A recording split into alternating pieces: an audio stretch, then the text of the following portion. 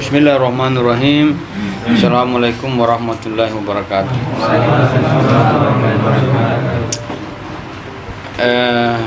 Sebagaimana yang sudah kita dudukan, paling tidak posisi indera dan peran nalar, ya, peran akal dalam sebuah konsepsi. Pada malam hari ini kita memasuki peran indera dan akal dalam afirmasi, ya, afirmasi. Sebagaimana pada pembahasan yang dulu, dalam afirmasi itu ada proposisi, ya. Dalam afirmasi itu ada proposisi, subjek, predikat.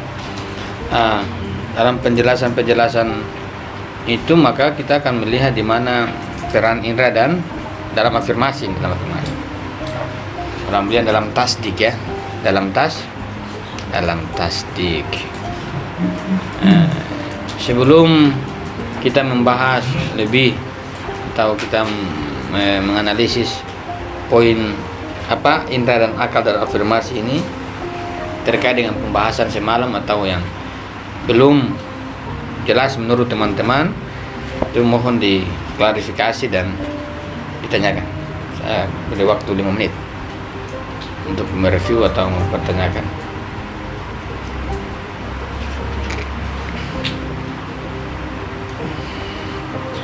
Kalau ada yang tidak masuk beberapa hari dan kemudian dia tanyakan, berarti dia lumayan. Artinya berarti dia mungkin dengar rekaman, ya.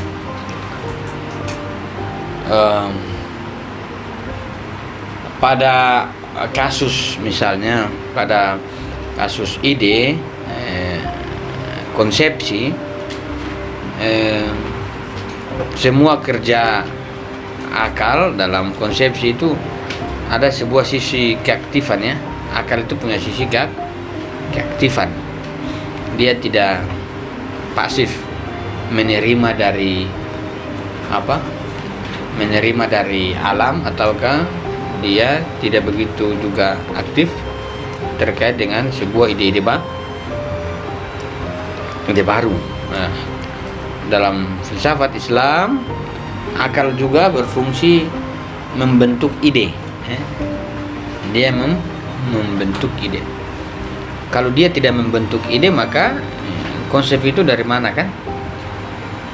Karena ada peran akal dalam membentuk ide, apakah memang benar peran akal itu membentuk ide, ataukah sebenarnya di mana posisi akal itu, ya, sampai dikatakan membentuk ide yang seperti apa yang dia bentuk, gitu, pada pikiran kita terkait dengan kesadaran atau terkait dengan akal. Jelas bahwa ada sebuah ide-ide yang mandiri, itu hal lain, ya.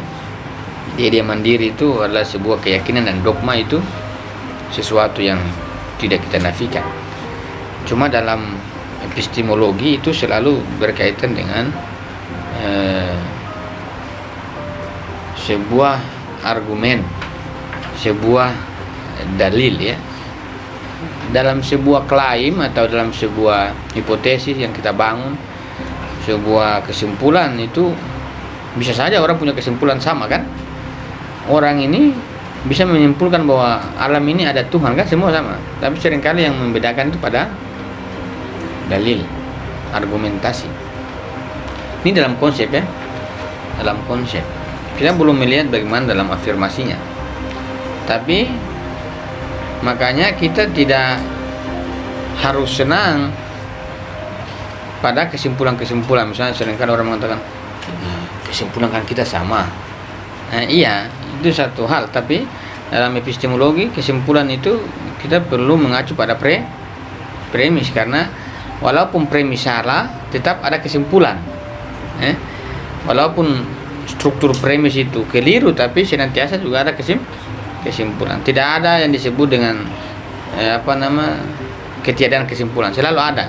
Apakah benar kesimpulan atau tidak, itu hal yang lain. Menyangkut dengan kesimpulan-kesimpulan atau konsep-konsep di pikiran kita, banyak konsep yang kita sama. Misalnya Descartes punya konsep Tuhan, kita juga punya konsep Tuhan. Al-Ghazali juga punya konsep Tuhan. John Locke juga punya konsep Tuhan. Kalau kita mengacu hanya pada konsep-konsep ini, maka apa bedanya kita ya? Karena bukan hanya mereka empirik. Yakin iblis juga punya konsep Tuhan. Iblis juga punya konsep Tuhan. Tapi kalau hanya mengacu begini-begini, apa bedanya manusia dan iblis itu? Kalau hanya mengacu pada konsep, teman-teman kira iblis tidak punya konsep Tuhan, tinggi sekali konsepnya. Jadi bukan pada tataran ini. Iblis dan manusia pasti secara konsepsi sama. Begitu juga Descartes sama konsepnya sama. Tapi seringkali berbenturan pada dalil, argumentasi konsep itu. Jadi kalau ada orang mengatakan, ayo kita punya sama loh konsepnya, jangan terlalu bangga dan senang. Seringkali itu jebakan. Artinya bahwa kita selalu menguji. Tentu kalau orang punya sama pandangan dengan kita kan senang ya. Kalau kita punya pandangan kemudian orang bilang saya juga punya pandangan yang sama, ya kan tentu senang jiwa kita senang. Tapi sebagai sebuah apresiasi, iya. Tapi kita juga perlu mempertanyakan argumentasi dari mana samanya itu, supaya penerimaan kita dan senang kita punya dasar atau punya sisi kesadaran dan rasional. Dengan begitu maka peran akal memang dalam membangun konsepsi itu sangat penting ya. Akal itu bisa membangun konsepsi di dalam sebuah ruang yang sunyi tanpa ada sebuah relasi yang langsung dengan realitas. Tapi dalam indrawi tidak bisa, dia harus berhubungan dengan realitas yang dia sendiri juga amati. Tapi dalam kontemplasi filosofis dia bisa menciptakan sesuatu yang terlepas dari indrawi, tapi tidak terlepas dari gagasan yang dia terima kan. Saya bisa terlepas dari hal ini dimanapun saya berada kan. Kalau hal ini, HP ini dengan saya namanya langsung, saya dengan ini. Tapi gambaran ini pada diri saya dalam kaitan dengan gagasan filosofis itu langsung dengan diri saya. Kalau HP ini dengan saya disebut dengan langsung dengan luar diri saya. Tapi gambaran HP terkait gagasan filosofi itu dia langsung dengan diri saya. Maka sebenarnya gagasan-gagasan itu muncul pada kelangsungan. Dia tidak muncul pada sebuah jarak ya. Tidak ada spasio tidak ada sebuah spasio dalam menghasilkan konsep. Karena kalau kita misalnya subjek tidak melihat Samsung misalnya, kita tidak akan menangkapkan gambar Samsung. Tapi karena kita berhubungan dengan Samsung, makanya ada gambaran Samsung. Langsung namanya ini, langsung. Untuk terkait dengan gagasan filosofis, maka juga harus berhubungan langsung. Langsung dengan apa? Dengan gambaran ini. Maka sebuah gagasan dalam tingkatannya yang paling tinggi itu tidak menafikan yang disebut dengan hubungan langsung, hubungan kelangsungan. Langsung dari luar ataukah dia langsung dengan dirinya. Kalau ada jarak atau ada sebuah ketidaklangsungan, maka sangat sulit kita mau membangun sebuah konsep.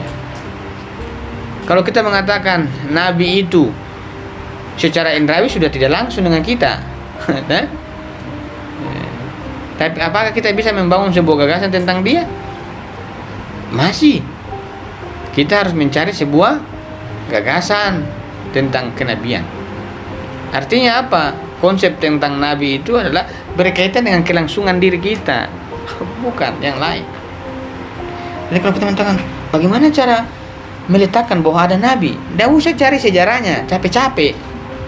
Kita berkontemplasi dengan diri kita, maka kita akan menemukan kenabian, kelangsungan. Karena kalau saya berbicara tentang data primer, teman-teman sudah tidak berlangsung. Nggak saya mengatakan teman-teman pernah hidup dengan nabi? Tidak. Apalagi sejarah begini rumit, capek juga mengklarifikasi sejarah terlalu banyak.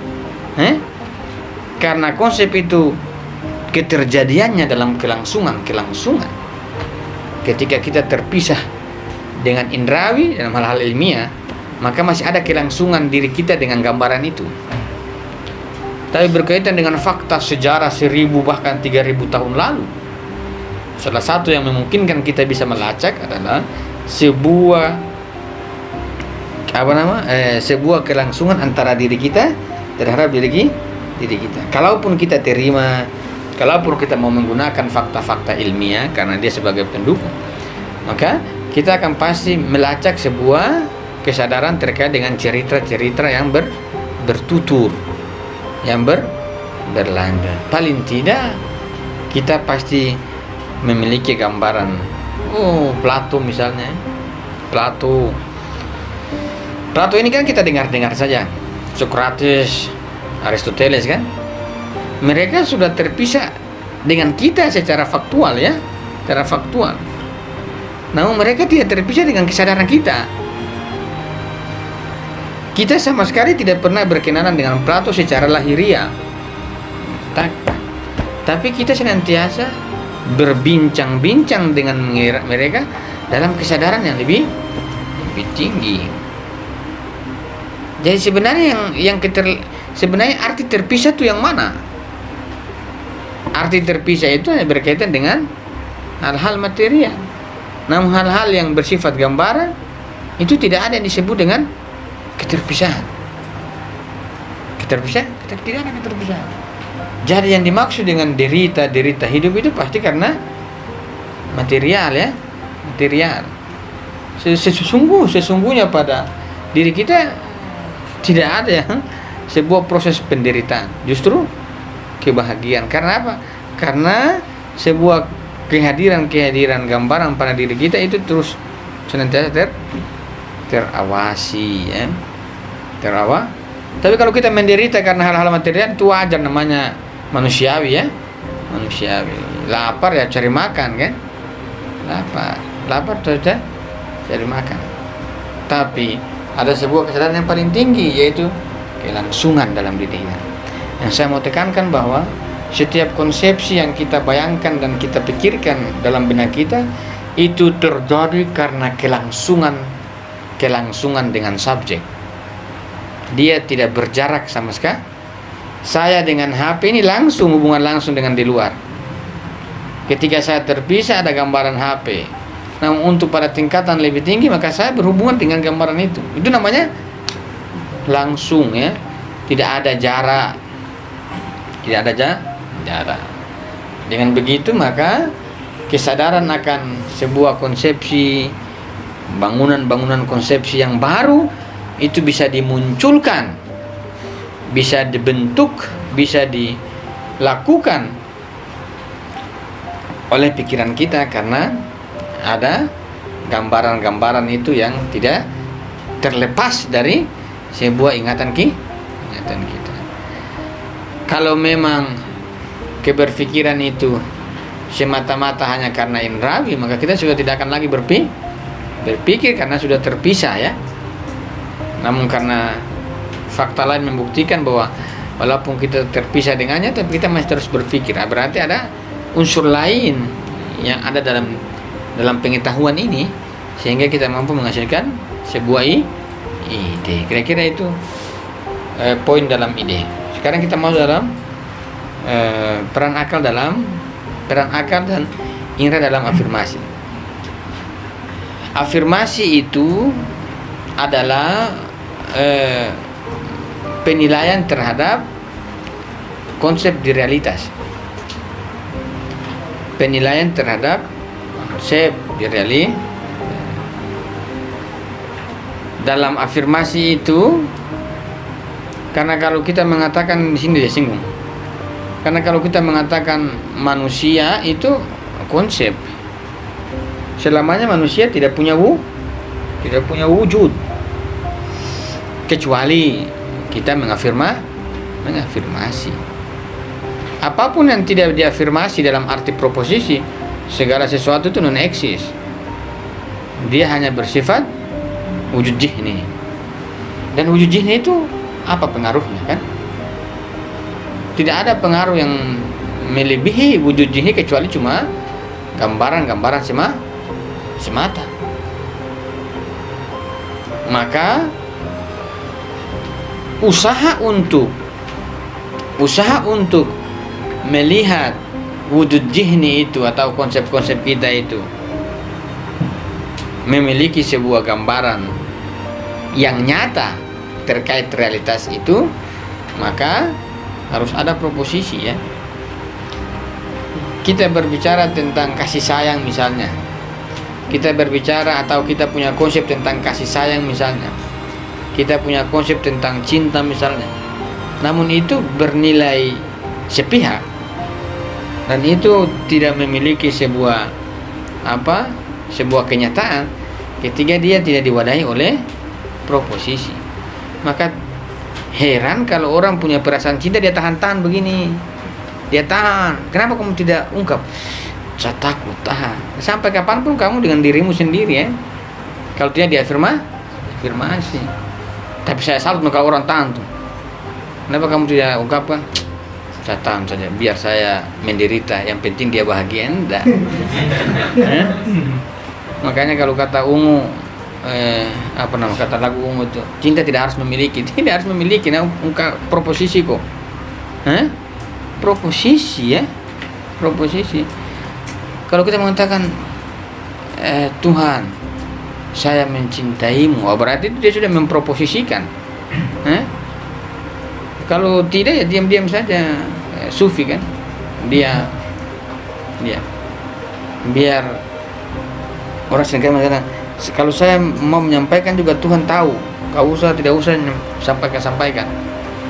Iya, justru lebih menarik kalau Tuhan juga dengar dari kamu. Tidak menarik kalau Tuhan tahu dia suka saya, tapi dia tidak menarik kalau dia tidak dengar langsung. Apa sih bagusnya kalau kita dengar dari orang lain bahwa dia suka kamu? Dia tidak menarik. Kalau dia menarik ketika dia secara langsung. Konsepsi itu dia muncul secara langsung.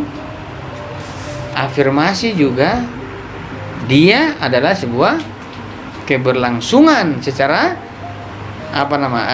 antara subjek dan predikasi terhadap konsep pada realitas itu juga langsung. Artinya bahwa proposisi itu secara langsung dia ungkapkan, bukan melalui ini, tidak, dia secara langsung. Jadi dengan begitu, maka konsep-konsep yang ada pada pikiran kita, dia sama sekali tidak memiliki wujud apapun ketika tidak melewati sebuah premis, tidak melewati sebuah afirmasi. Kita mengafirmasi. Apa sih yang kita afirmasi? Konsep kita, ya.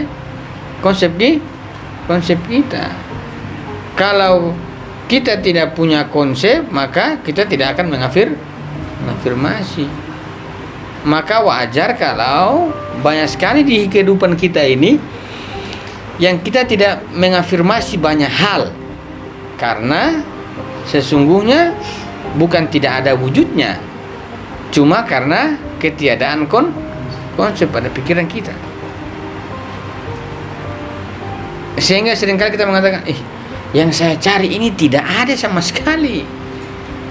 Padahal saya sudah berusaha, saya sudah melewati berapa tantangan ribuan, tapi saya tidak dapatkan. Saya tidak dapatkan yang saya cari. Iya, jangan-jangan kamu cari itu adalah memang sesuatu yang tidak ada kamu cari, karena tidak ada sebuah afirmasi konsep. Dia cari di utara tidak dapat, ke selatan tidak dapat, timur tidak dapat, barat pun tidak dapat. Cek per cek, bukan ketiadaan wujudnya, Yang tidak ada itu apa yang dia pikirkan, kemudian dia cari apa, itu lain. Dia cari semua keliling dunia, kemudian orang bertanya, kamu cari apa? Saya juga bingung cari apa. Ya wajar kalau dia tidak ada apa. Karena afirmasi itu muncul pada afirmasi konsep, bukan yang diafirmasi sesuatu yang tidak dia miliki. Dia tidak miliki. Dia afirmasi sesuatu yang dia miliki, dan yang dia miliki itu adalah konsep. Ini afirmasi. Baca. Berapa butir menyangkut afirmasi? Kita akan membahas definisi sesingkat dan terperinci. Yang pertama, seperti telah kita singgung sebelumnya, ide cuma berperan menunjukkan sesuatu di luar dirinya, yaitu membayangkan perkara tertentu atau konsep universal yang tidak mesti bersesuaian dengan sesuatu yang benar-benar aktual. Oke, berarti kan dia mengatakan bahwa ide cuma berperan menunjukkan sesuatu di luar dirinya. Kalau saya mengatakan api, itu dia menggambarkan terkait dengan api yang di luar, ya. Api dalam pikiran saya itu adalah sebuah gambaran terkait api yang di luar. Api yang di luar. Jadi apa yang kita pikirkan itulah gambaran terkait dengan apa-apa yang di luar. Ada berapa banyak konsep dalam pikiran kita, itu pula seberapa banyak konsep itu menjelaskan tentang realitas-realitas yang kita bayangkan di luar. Pada sisi lain, konsep kita juga itu hanya menggambarkan sesuatu yang ada di pikiran kita saja. Dia tidak menggambarkan realitas-realitas eksternal. Sebagaimana dalam konsep-konsep yang awal, ada struktur konsep universal yang dalam kejadian-kejadian dan kemunculannya berbeda-beda. Maka iya, bahwa ada konsep yang menggambarkan realitas-realitas yang kita indrai. Tapi ada juga sekumpulan konsep yang gambarannya cuma terkait dengan gambaran di pikiran, tidak terkait dengan gambaran yang di luar. Kalau saya mengatakan api, itu dia menggambarkan sesuatu yang di luar, itu pasti terkait dengan sebuah mungkin panas dan lain-lain sebagainya gambarannya. Tapi apakah ada api yang menggambarkan sesuatu di dalam pikirannya sendiri yang tidak terkait dengan yang di luar, itu apa? Kalau saya mengatakan api ya, api, kalau saya kaitkan dengan sesuatu yang ada di luar, maka dia menjelaskan yang itu, yang di luar itu. Tapi kalau saya mengatakan apa makna api, apa gambaran api, apa gambaran api? Kalau saya mengatakan gambaran api itu dia menggambarkan sesuatu yang ada di luar. Tapi ada konsep yang lain yang itu menggambarkan cuma di pikiran saja, tidak berkaitan dengan hal-hal yang di luar. Kalau saya mengatakan contoh kasus api gambarannya realitas api di luar panas misalnya. Kalau saya bertanya, lantas apa gambaran api? Apa gambaran terkait gambaran api itu di pikiran? Kalau saya mengatakan bahwa kalau gambaran api terkait realitas, maka teman-teman bisa melihat kan, merah, panas misalnya kan, itu terkait yang di luar. Tapi bagaimana dengan saya mengatakan apa gambarannya api di pikiran itu? Tentu kan tidak mungkin sama dengan yang di luar. Karena kalau kita bilang sama yang di luar, berarti itu api yang menggambarkan realitas. Tapi kalau api yang menggambarkan di pikiran itu apa? Kira-kira apa? Kalau saya mengatakan T, gambarannya tuh. Nah, ini gambaran di luar ya. Gambaran di luar. Gambaran di luar itu hilang dahaga. Tapi apa gambaran T? Apa gambaran terhadap gambarannya T di pikiran saya? Tidak akan habis ini T. Apa kira-kira? Jangan bilang di luar. Di luar itu adalah sebuah gagasan terkait di luar kan, buku itu gambarannya jelas. Karena ada memang gagasan-gagasan yang memang tidak terkait dengan hal-hal di luar. Ada juga yang di luar ya, tapi ada yang tidak berlaku di luar. Kalau saya bertanya apa gambaran api? Apa gambaran api dalam pikiranmu? Ya, gambaran saya tak tak tak tak begini. Itu dia menjelaskan sesuatu yang ada di luar. Oke, tidak ditolak. Tapi pertanyaan selanjutnya, kira-kira ada tidak gambarannya, gambaran api itu pada pikiran kamu? Ya ada? Apa itu gambarannya? Dasawal, berpikir dia cicak itu. Ada kan? Masalahnya itu juga wujud mental, kan? Kalau dia tidak punya wujud mental, maka tidak bisa kita pikirkan. Kalau api itu hanya berkaitan dengan wujud eksternal, maka jelas bahwa dia hanya menggambarkan itu, ya. Tapi ada wujud api pada pikiran kita yang dikatakan dengan wujud jihni, ya, wujud mental. Kalau dia itu wujud mental, maka dia juga punya makna tersendiri yang terpisah dengan yang lain. Kira-kira begitu, Apa teman-teman cari sendiri? Kira-kira begitu ya? Begitu. Kan ada kan pertanyaan itu? Kalau Tuhan, misalnya, kalau Tuhan di pikiran itu apa maknanya? Sebagaimana api, gambaran api dalam, sebagaimana makna api pada gambaran api itu. Kira-kira apa itu dalam konsep? Makna dalam konsep. Kalau Tuhan dalam makna realitas, lebih bingung teman-teman tidak temukan realitasnya. Kalau Tuhan dalam makna realitas juga teman-teman tidak bisa gambarkan. Kemudian lantas saya bertanya, kira-kira Tuhan dalam gambaran pikiranmu apa? Kosong juga. Berarti apa semua itu? Ini disebut dengan nihil. Nihilisme, ya. Asa mengatakan atau T misalnya. Aduh. Dia gambarannya itu apa? Segar, ya, segar. Itu T gambaran dengan itu. Tapi gambaran terkait gambaran T itu apa? Di pikiran. Di realitas selesai. Di pikiran. Manis itu begini. Manis. Di luar ini di luar. Yang di dalam itu loh. Kalau yang di dalam gambarannya terkait gambaran di dalam, berarti tidak ada yang di luar harus. Kalau masih manis di luar. Kira-kira kalau saya letakkan konsep Tuhan bagaimana? Kira-kira begitu ya. Ini kajian. Misalnya nanti ada orang dengar kan, ada orang. Ini gagasan begitu. Jadi kalau perempuan di luar itu jenis kelamin, kalau perempuan dalam pikiran mananya tidak jelas, itu bagaimana? Kalian sampai berbanting tulang karena cari yang di luar tidak dapat terpaksa di dalam saja. Gitu ya. Jadi tidak ada yang disebut dengan jomblo itu kalau teman-teman kaitkan di luar. Kalau di dalam berpacaran dengan diri sendiri itu lebih nikmat, ya. Bisa juga begitu, ya. Ini makna.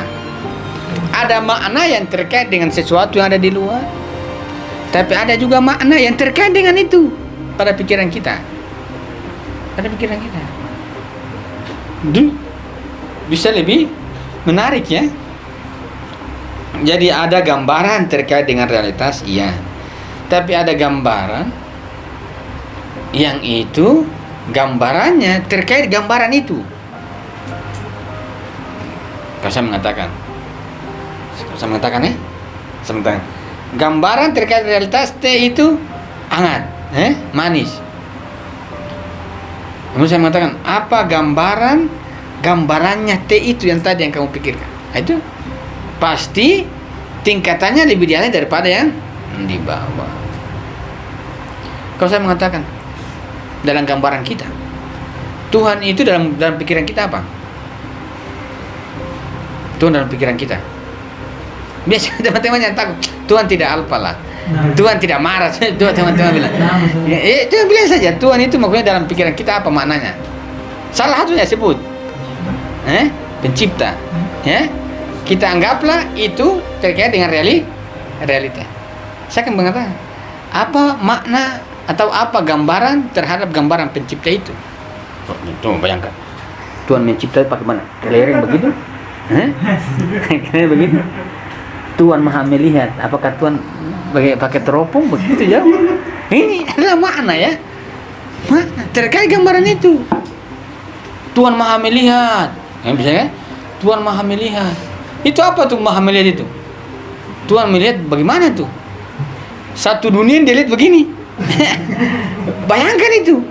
Kalau makna itu diartikan dengan makna realitas itu bisa fatal gitu ya. Bisa fatal. Maka pasti makna melihat itu adalah makna atau gambaran terhadap gambaran yang kita pikirkan, bukan gambaran terhadap realitas. Teman-teman yang melihat cepat teman-teman lihat begini pakai kacamata, intip orang begini, berapa banyak maksiat yang tidak dilihat ya. Tapi katanya dia selalu melihat dimanapun, lihat terus ya. Coba, bagaimana itu maksud melihat itu situ? Pakai kacamata? Punya mata-mata? Tidak ya. Itu adalah makna gambaran terkait gambaran yang kita pikirkan. Tuhan maha melihat itu dalam gambaran itu berarti orang-orang yang melihat begini. Apakah Tuhan punya CCTV? CCTV semua. Ada komputer? Kamu betapa banyak itu orang direkam ya. Ada juga terlihat. Karena pemahaman melihat itu pasti sebagian yang lain tidak. Apakah begitu? Bahwa memang konsep kita ini menarik. Kalau kita mengatakan kalau ada sebuah gagasan yang menggambarkan realitas, itu dengan gampang kita mengafirmasi. Tapi kalau ada gagasan yang gambarannya terkait gambaran itu, tapi itu juga diafirmasi. Dan afirmasi itu di luar, bukan di dalam. Bagaimana itu teman-teman pikirkan ya? Kalau saya mengatakan ini T, saya afirmasi ini T. T ya, kasih habis T ini. T ya, T. Tapi ada gagasan, gambaran yang terkait dengan gambaran di pikiran. Gambaran terkait gambaran di pikiran itu juga diafirmasi. Padahal gambaran yang terkait gambaran di pikiran itu diafirmasi di luar. Tapi kalau di luar itu berkaitan dengan gambaran eksternal yang pertama. Tapi kalau gambaran yang terkait dengan gambaran di pikiran itu pun dikatakan dalam takimis harus diafirmasi, dan diafirmasi itu di luar. Lantas di mana itu ya tempatnya? Apakah ada atau tidak? Kalau selagi tidak ada, maka pemahaman kita dikatakan salah. Hancur begitu ya. Ya kira-kira begini. Kita lanjut baca. Daya bayang dan pantun ini itu menjadi aktual jika telah berupa proposisi atau afirmasi yang terdiri atas keputusan dan keyakinan tentang kandungan ide tersebut. Misalnya konsep manusia pada dirinya sendiri tidak menunjukkan kejadian manusia di alam luar. Itu manusia. Konsep manusia, perhatikan. Konsep manusia itu dia belum menjadi sesuatu kecuali dalam proposisi, kecuali sudah melewati proposisi. Artinya manusia itu dia cuma punya makna di dalam. Tapi kalau dia sudah afirmasi, maka dia sudah menjadi aktual atau mewujudkan dirinya di alam eksternal, alam luaran ya, alam luar. Lanjut. Namun jika konsep dan ide manusia itu dipadukan dengan konsep wujud dan hubungan kesatuan antara keduanya, ia membentuk suatu afirmasi yang keaktualannya perlu ditemukan di alam luar. Dengan begitu, orang akan menilai proposisi perpaduan antara manusia dan wujud dalam manusia wujud sebagai memberikan kenyataan dunia luar. Oke, kalau saya mengatakan manusia, teman-teman mau cari manusia itu tidak dapat-dapat. Manusia, teman-teman tidak akan mendapatkannya. Coba teman-teman tunjukkan saya manusia begitu yang jalan-jalan sendiri. Tidak mungkin. Pasti dia ada bentuk afirmasi predikatifnya, ada maujud. Manusia maujud misalnya. Manusia maujud itu pada siapa? Pada orang-orang tertentu. Ada orang mencari Tuhan. Di mana? Ada tadi itu saya beli buku, tiba-tiba ada perempuan. Perempuan bagus tuh, perempuan cantik. Cuma harus objektif melihat. Jadi dia bawa buku. Dia bilang, ada buku ini, saya lihat buku. Buku apa? Sejarah Mencari Tuhan.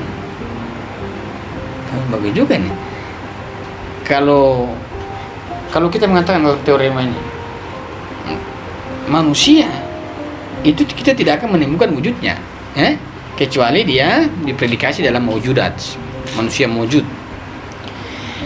Kalau ada orang mencari Tuhan, cuma Tuhan tuh tidak akan dapat, kecuali dia Tuhan dalam maujud. Maujud. Nah, nanti sifat-sifatnya begini. Kalau saya mengatakan manusia, saya ini manusia sudah maujud namanya kan? Manusia maujud saya. Nah, itu kan sudah. Ya, kalau ada orang mencari Tuhan, kalian tidak akan temukan sebelum teman-teman letakkan maujudnya Tuhan. Cari Tuhan, kamu cari Tuhan. Tidak usah cari jauh-jauh di pikiranmu, kamu akan dapat. Tapi kalau kau berbicara tentang realitas Tuhan, maka kamu harus meletakkan maujudnya Tuhan. Kalau kamu mau temukan. Kalau tidak, sulit itu ya. Sulit sampai kapanpun. Teman-teman 7 kali dibangkitkan juga tidak akan dapat. 7 kali, lahir 7 kali, hidup 7 kali, mati 7 kali juga teman-teman. Kalau cuma mencari Tuhan. Sebagaimana kalau ada teman-teman coba kamu cari manusia. Itu si fulan, enggak, itu fulan. Cari manusia saja. Cari manusia sampai teman-teman tidak akan menemukan. Maka sesuatu yang bisa mewujud ketika sesuatu itu menjadi ada maujudat di dalamnya. Maujudat itu batasan. Teman-teman mau cari Tuhan tanpa dibatasi, tapi akan berbenturan. Tuhan kata terbatas. Bagaimana bisa kita? Iya kan? Selagi makna itu teman-teman tidak akan menemukannya. Sebagaimana manusia sampai kapanpun teman-teman tidak akan menemukan. Maka dia dalam proposisi dibatasi dalam arti maujudat. Manusia maujud ABC. Kalau Tuhan itu tidak ditemukan, jangan-jangan Tuhan tidak dimaujudatkan. Sekali kita maujudkan, tapi ini kita berbaik. Ini kajian ini. Saya ulang-ulang kajian. Tuhan maujud ini pasti orang bilang, oh ini syirik. Karena Tuhan itulah dia yang esa dan tunggal. Dia tidak ini, iya kita pahami itu begitu. Tapi dalam afirmasi dia harus maujudat. Maujud. Coba saya tanya. Yomen ambil warna dulu. Coba tunjukkan saya ambil warna. Yomen ambilkan saya warna. Pasti dia kan bagaimana ambil warna itu. Yomen ini warna. Coba ambilkan saya warna pada papan tulis. Dia mau tarik. Dia tarik apa? Yang dia tarik kan dia bawa papan. Ini artinya apa? Bahwa seringkali pemahaman kita tentang Tuhan itu menyebabkan radikal begini-begini. Karena yang membedakan pasti di maujudat, bukan di manusia. Itu apa bedanya sih? Manusia pada pikiran saya dan pada pikiran teman-teman sama. Namun dalam afirmasi itulah yang berbeda. Karena dia ada maujudat. Tuhan itu dalam pikiran semua orang-orang yang beriman dan tidak beriman sama. Maka dalam maujudat Tuhan itu yang menarik. Iya, maujudat kan? Maujudat. Karena selagi tidak ada maujudat, maka itu bermakna ketiadaan. Dalam artinya itu murni konsep. Sekarang kita afirmatif. Afirmatif itu teman-teman tidak mungkin ke burjo beli rokok. Pasti kan dia tanya, rokok apa? Nah, itu kan dia mau judatkan. Tidak beli rokok saja. Rokok apa? Rokok saja. Akan dia bilang tidak ada itu. Akan dia jawab tidak ada. Di sini kalau rokok itu yang disebut dengan rokok-rokok itu tidak ada. Rokok surya misalnya, jarum. Itu ada. Tidak, saya mau rokok saja. Rokok tok. Dia tidak akan kasih ya. Itu namanya apa? Karena kita mencari sesuatu yang tidak ada. Maujudat ini ada ya. Teman-teman cari Tuhan yang mana? Yang maujudat. Yang maujudat. Kalau memang begitu, ini afirmatif. Afirmatif. Kayak orang, kenapa kamu jomblo? Saya cari perempuan cuma tidak cocok-cocok ya. Kamu cari perempuan? Iya, perempuan tidak pernah cocok dengan saya. Ini karena kamu cari mana? Yang perempuan saya cari. Tidak ada maujud. Dia cari perempuan di mana? Kok tidak ada yang cocok dengan saya? Iya. Udah bangun perempuan ini dia, bidadari mewah. Di mana? Nah, pada maujudat terkancing-kancing orang. Ada yang kakinya lurus, ada yang gemuk. Itu dia. Waduh, tidak ada sama saya. Tidak ada, karena memang dia hidup dalam imajinasi ini bagus juga. Tapi nanti lama-lama kita gagal gangguan psikologis. Psikologis. Selagi tidak afirmatif. Dalam ketika mengafirmatif itu ada gagasan yang besar yang mulai terkritisi kan. Itu bisa dulu lantai itu ya. Lantai. Dalam hal-hal yang ilmiah kita bisa buktikan dengan sederhana. Hal-hal metafisika itu yang menjadi sebuah kerumitan dalam filsafat Islam. Tapi dalam afirmasi maunya begitu. Konsepsi harus dipredikatif dalam maujudat. Maujud ya, batasan namanya. Tapi kalau tidak ada maujudat, dia akan bermakna seperti mahiyah. Mahiyah itu apa namanya? La maujud apa? Maujud la atau maujud, ada tapi tidak ada. Jadi begini. Jadi selagi kita membayangkan sesuatu, selagi kita memikirkan sesuatu pada sebuah konsep dalam pikiran kita, maka selesai itu kita memasuki ruang afirmatif. Ruang afirmatif untuk apa? Untuk mengklarifikasi, untuk menemukan apa yang kita pikirkan. Dalam sebuah penemuan itulah kita harus tersambung dalam sebuah proposisi. Proposisi itu kan ada subjek, ada predikat. Mencari subjek saja tidak mungkin. Dia harus ada predikasinya. Kalau hanya mencari subjek itu berarti namanya teman-teman mencari ketiadaan. Lanjut. Bahkan pengetahuan dengan kehadiran yang sederhana tidak banyak gemuk dan berbilang seperti perasaan takut saat memantul dalam benak dan menjadi pengetahuan husuli. Niscaya setidak-tidaknya mengandung dua konsep, satu konsep kemahiaan dari perasaan takut dan satu lagi konsep maujud. Perpaduan dan penggabungan keduanya melahirkan bentuk terdapat perasaan takut dan terkadang ditambah dengan konsep-konsep lain sehingga menjadi saya merasa takut. Ya. Saya pun ketakutan. Itu sudah maujudat.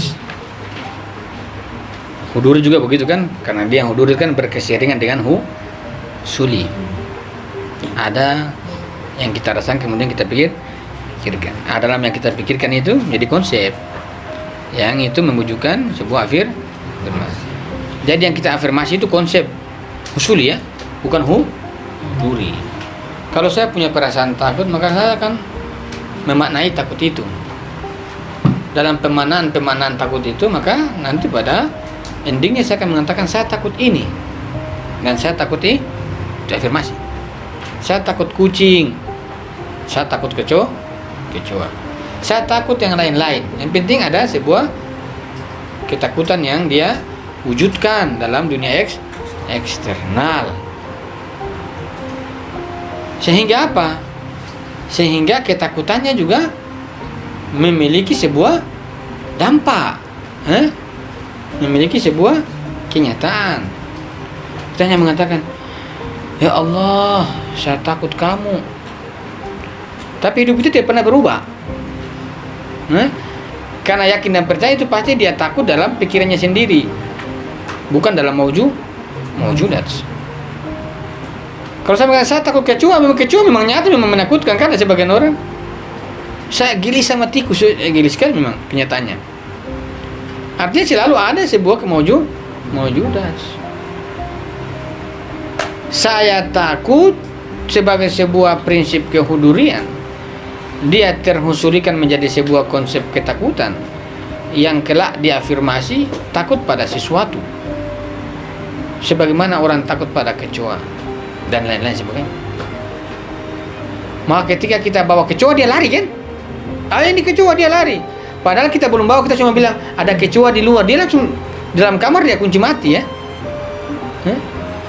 Kenapa orang mengatakan saya takut Tuhan, namun ketika orang Allahu Akbar masih lama sholat, masih 1 jam lagi santai. Ya kan Tuhan, ini yang dimaksud dengan ketakutan apa begitu? Kalau ketakutan sama kecoa, kita bawa kecoa teman-teman lari, bawa ular teman-teman lompat jendela. Saya takut Tuhan. Ketika orang Allahu Akbar, masih lama ini ajan kok. Masih bisa 1 tarikan rokok. Ini ketakutan apa? Ketakutan yang terjadi ini ketakutan apa begini? Ini disebut dengan takut sama diri sendiri, bukan takut Tuhan. Kalau takut sama diri sendiri begini-begini tanpa maujudat ini. Saya takut. Saya takut. Tapi kalau dia mengatakan takut kecoa, itu dia takut kecoa memang benar. Dia punya ketakutan ada pada kecoa. Dan kecoa itu punya kenyataan. Ada kecoa teman-teman pasti lari yang takut kecoa. Atau apalagi anjing misalnya. Dia suara lantang kita lari lewat belakang ya. Saya takut Tuhan. Allahu Akbar. Yang azan siapa itu? Ini apa? Ini teman saya lucu-lucu. Kita belajar sama-sama dalam 6 bulan. Tiba-tiba kita istihara tiba-tiba dalam istihara itu dia terbuka. Sebenarnya istihara Al-Quran. Kemudian ada dalam ayat itu mengatakan bahasanya, kamu rencana menipu Tuhan, tapi ternyata Tuhan menipu kamu. Nah, ini kayak begini-begini kita bilang takut sama Tuhan, ternyata tidak. Kita yang ada main-main saja, tidak. Padahal kalau kita mengatakan diafirmasi, berarti ada predikatif. Saya takut Tuhan. Sebenarnya benar-benar kan takut Tuhan. Tapi ini tidak sama sekali. Kalau misalnya, mana teman-teman, siapa yang tahu kecoa? Saya contohkan, Yoman misalnya. Atau Yoman takut ular ya, atau enggak? Jadi kita mengatakan, misalnya, Yoman takut ular misalnya. Kalau saya bawa ular, pasti dia lari ya. Dalam kasus misalnya kalau ada kita takut sama sesuatu, yang saya bawa sesuatu itu pasti lari. Misalnya atau kita misalnya dulu sekolah, kalau kita takut misalnya guru tertentu, ini jam pelajarannya itu kita, ya kan misalnya kalau ada guru tertentu yang kita takuti, itu jam pelajarannya mau masuk itu kita, atau misalnya kita takut mata pelajaran matematika, kalau guru mau masuk tuh setengah matinya kita seperti kita yang gelisah karena ketakutan kita sama matematika. Kita bilang takut sama Tuhan, iya, takut sama Tuhan. Tapi orang bicara ini Tuhan, santai saja. Berarti ini apa? Ini ketakutan yang belum terpredikasi pada kemaujudannya Tuhan.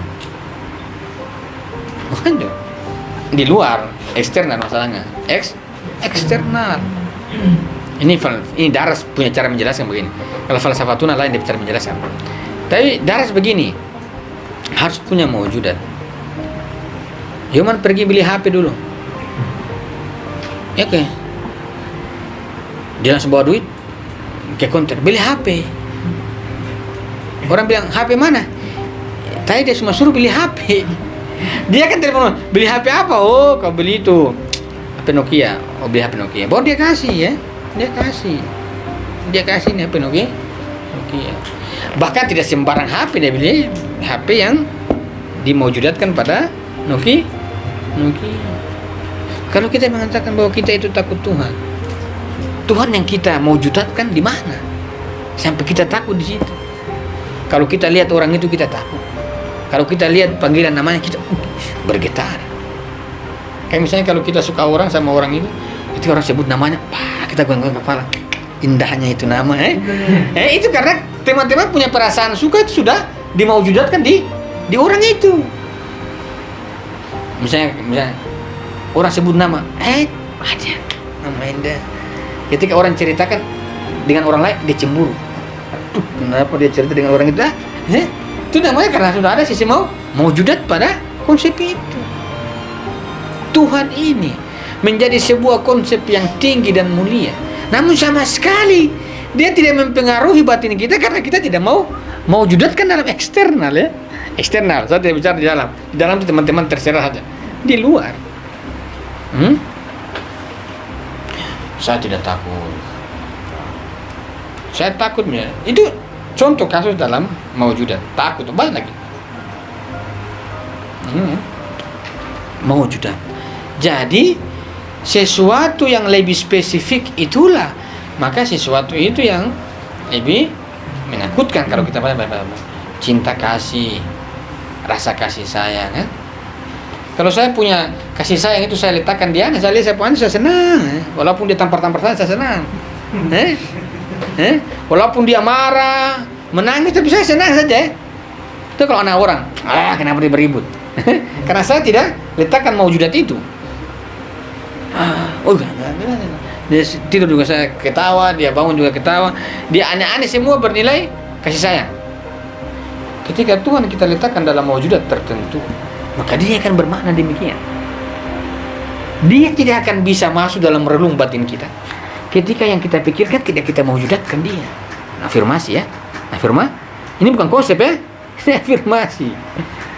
Teman-teman, saya suka, letakkan di mana? Di kue. Teman-teman dapatkan kue itu pasti habis.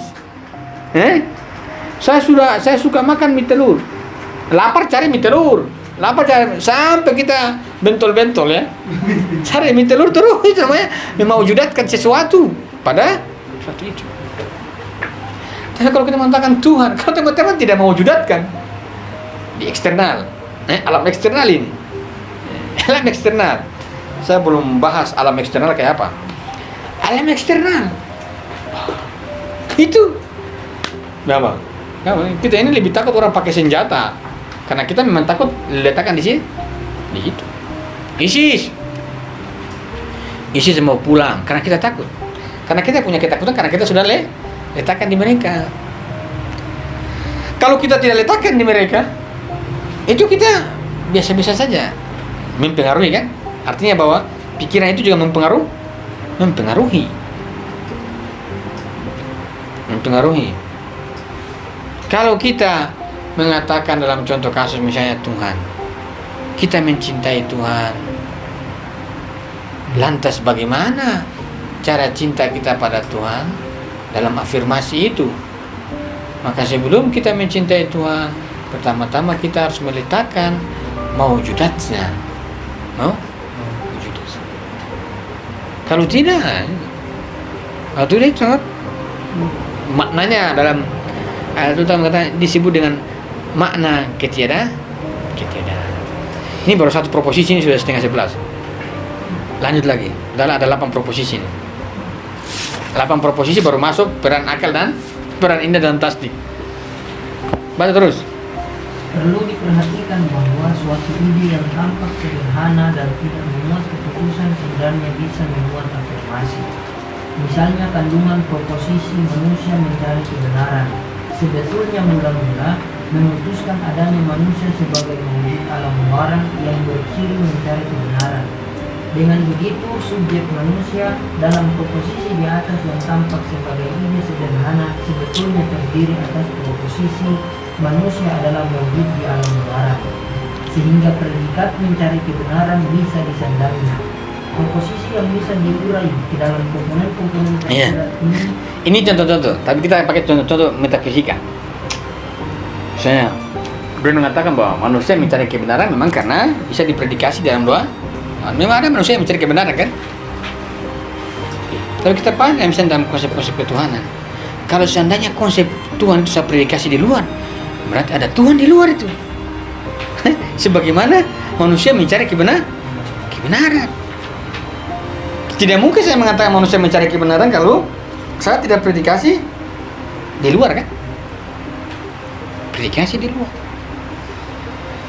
Kalau seandainya kita tarik misalnya dalam teori-teori ketuhanan, maka ketika saya predikasi harus di luar. Predikasinya ini karena dia membutuhkan sebuah mewujudan. Pasti kalau teman-teman bicara dengan teman-teman yang fasih agama, yang muslimah sekali, yang memang sangat taat agama, Tuhan ada di luar. Ini nih. Ini makanya hati-hati bicara begini orang-orang yang muslimah sekali. Tahu sementara hijrah ya. Oh bahaya. Tuhan ada di luar loh. Bisa. Kayak misalnya begini. Sekarang teman-teman yang lain sudah pada saat belum. Pasti ada yang lain belum ya. Tapi kita biasa-biasa saja. Biasa-biasa saja. Padahal ada mewujudat yang kita lihat. Tuhan itu mewujudatnya. Ini kafir. Kafir kamu. Kok saya? Ya namanya saya mau mewujudatkan ya. Sebagaimana warna itu saya cari warna kuning. Kuning itu di luar ya. Warna itu di pikiran saya.